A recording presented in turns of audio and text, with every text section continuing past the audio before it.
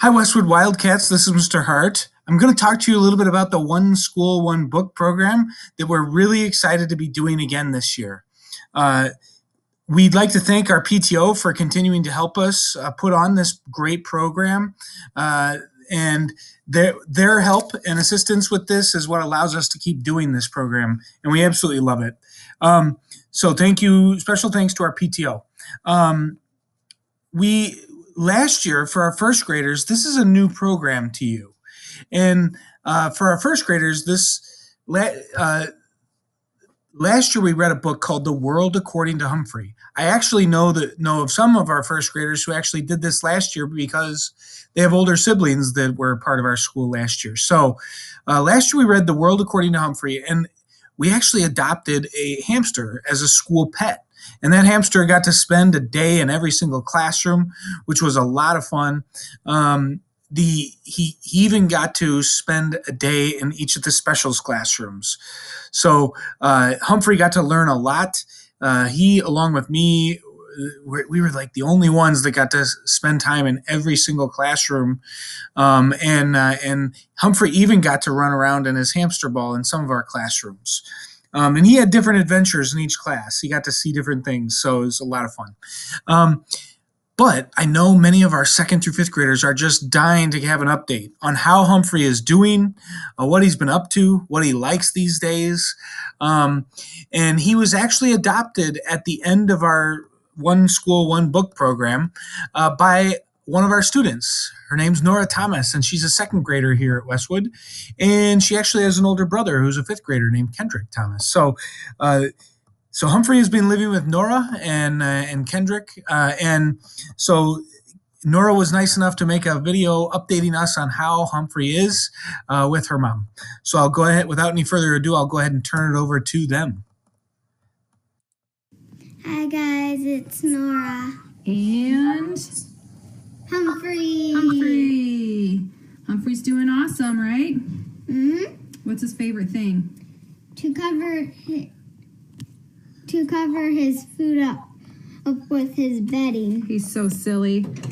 He likes to take all of his bedding and he covers. Oh, and he doesn't like people very much. Nope. He says no way. Not man. at all. He likes to take all of his bedding out of there and he covers it up. It covers up his food. So if I uncover it, and then he'll come right back in the bowl, take a quick snack, and cover it right back up again. Mm-hmm. But he's all the way up here, so he doesn't see it right now. Yeah. Hey, Nora.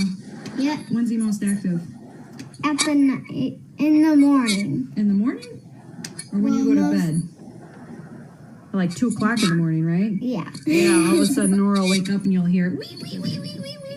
Either him and his ball rolling around. Yep. Who's his favorite person? You, my mom. He knows I give him snacks. What's his favorite snack? The little yogurt bites, right? Yeah, the little yogurt bites. He loves those little yogurt bites. Let's see. Now, he also likes to try and escape. He's escaped a couple times from Nora's room. Yeah. And run around, so... Yeah, he was rolling in his wheel up here, and the wheel fell down, and he escaped. Hey, buddy. Little stinker just bit me. No bites. No bites, stinker. All right.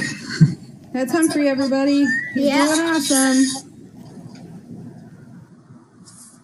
Awesome. So thank you, Nora and Mrs. Thomas, for making that great video updating everybody. I know our second through fifth graders have been asking me, what's Humphrey up to? How's Humphrey doing? Well, and I haven't really been able to tell them because he was adopted by Nora and her family. And but it's great to see he's doing well and he likes those yogurt bites. I do too. So I don't blame him there. So we are going to be reading a book called Fenway and Hattie. Really excited for this because it's a great book, and I've just finished reading it, and I'm positive that all of our students will enjoy this book as well. Do you have a dog at home? Let's take a look at this book. Do you have a dog at home? Or do you have a family member or a friend who has a dog? Have you gotten to know a dog somehow through that family member or friend? Or have you ever wondered what it's like to be completely covered in hair, to sweat through your mouth by sticking your tongue out, and defend your house and everyone in it every single day? We are about to find out, and the best part is you'll find out together with your family and our whole school. Last year, because we read the book The World According to Humphrey, we got a hamster's eye view of what it's like to be here at school. Well, this year because we're reading Fenway and Hattie, we're gonna get a dog's eye view of the world in this enthusiastic tale about two best friends. Fenway and his beloved short human named Hattie are the perfect pair. Hattie loves romping in the dog park, playing fetch, eating delicious snacks as much as Fenway does. But when they move from the city to the suburbs, there are big changes. Hattie hangs out in a squirrely treehouse and plays ball without Fenway. And crushed and confused, Fenway sets out on a mission. He's going to get his Hattie back, and nothing will stop him at all. Not the wicked floor, not the dreaded gate, not even a giant squirrel or monsters, which you will find out all about them. So this is a great book. I know you're going to enjoy it, and I can't wait to talk to you about it each day you're here. So to our parents, I'm personally asking you to make time as a family to participate in this special activity. Reading aloud at home is really valuable because it better prepares your child to be a good reader here at school, and it's also fun and a worthwhile family activity. Students with the One School, One Book program, we aim to build a community of readers at our school. Everyone, our students, parents, teachers, our administrative staff, our office staff, they will all be following along together and reading along with you. So your child has received a copy of the book Fenway and Hattie, and which looks like this. It'll either be in English or Spanish, and when they got this, you also received a letter from me and a reading schedule that explains that we will actually start reading every Monday, Tuesday, Wednesday, and Thursday. So you notice that we only read on school nights that don't interfere with any weekend plans you might have as a family. So we know that's important, and we believe in that. So Monday, Tuesdays, Wednesdays, and Thursdays, we're going to ask you to read. Normally, it'll be one chapter, but the reading schedule lays it all out. We'll start on Monday, February 22nd, and we'll go all the way up through spring break. So the last day you'll read, the last chapter, when we'll finish the book, is Thursday, March 25th. Reading schedule was sent home with your child. If they're in person, they got it in person.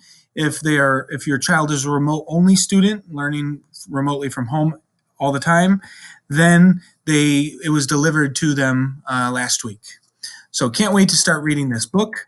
And we're also going to be giving back to the community.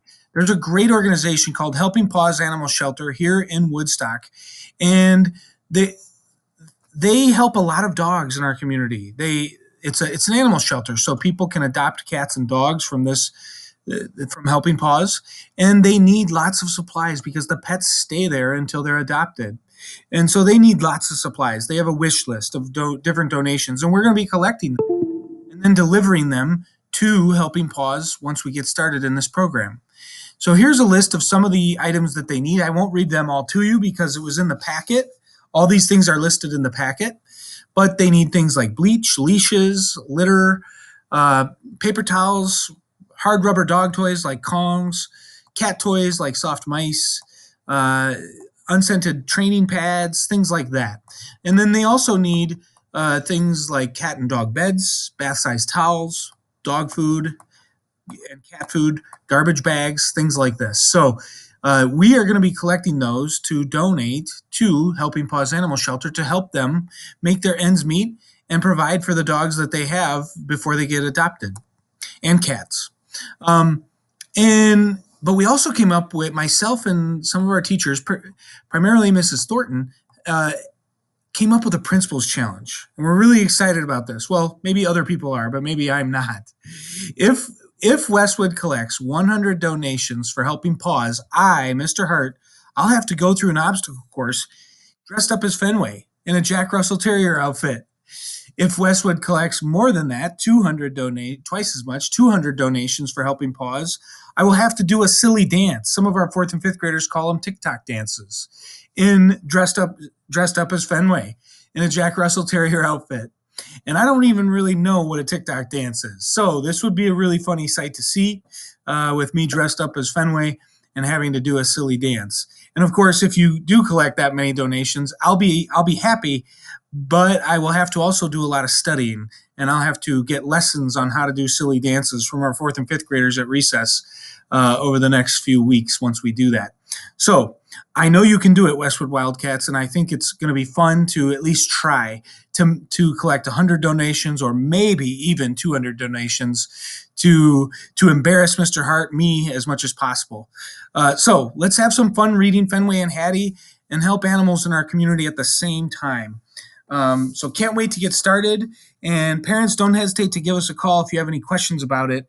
And we really look forward to our students reading as a family, and then being able to talk about it with their peers and with their teachers, regardless of whether they're in person or learning remotely.